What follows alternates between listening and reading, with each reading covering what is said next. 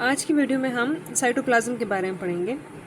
Cytoplasm is an aqueous substance containing a variety of cell organelles and other substances such as insoluble waste और storage products।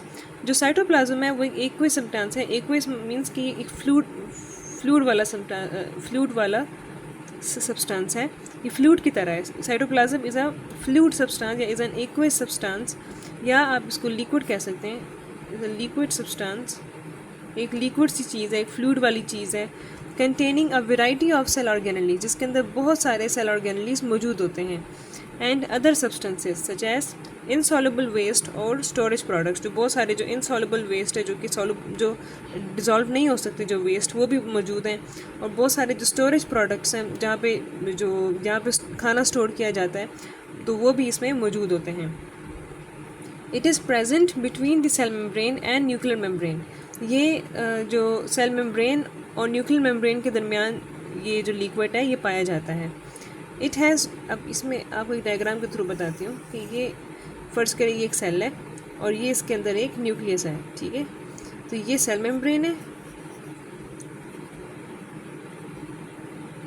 और ये nuclear membrane है।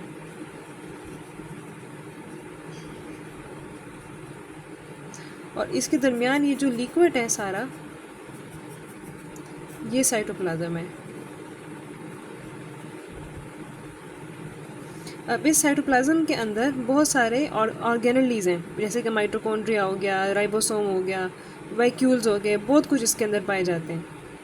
तो cell membrane और nuclear membrane के दरमियान जो लिक्विड है उसको हम साइटोप्लाज्म कहते हैं। ये साइटोप्लाज्म यहाँ पे पाया जाता है। It is present between the cell membrane and nuclear membrane. It has two parts, that is soluble and insoluble. इसके दो parts हैं, एक इसका जो part है वो soluble है और एक जो इसका part है वो insoluble है। वो आराम से dissolve नहीं हो सकता। वो डिज़ोल्व, एक जो पार्ट है वो डिज़ोल्व हो सकता है पानी में, और जो दूसरा जो है वो डिज़ोल्व नहीं हो सकता।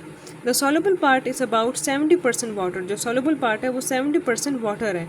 And forms a solution which contains all the fundamental biochemicals of life. जो सॉल्युबल पार्ट है वो 70% वाटर पे मुश्तमिल है, वो 70% उसमें वाटर है। एंड फॉर्म्स अ सोल्यूशन, एक सोल्यूशन बनाता है which contains all the fundamental biochemicals of life, जिसके अंदर जितने भी जो केमिकल्स हैं जो लाइफ को प्रमोट करते हैं, लाइफ के लिए ज़रूरी होते हैं, ज़िंदगी के लिए ज़रूरी होते हैं, जितने भी जो बेसिक केमिकल्स हैं जो लाइफ के लिए ज़रूरी होते हैं, बायोकेमिकल्स जो हैं, वो इस सोल्यूशन के अंदर पाए जाते हैं, वो इस सॉल्युबल पार्ट में पाए जाते हैं।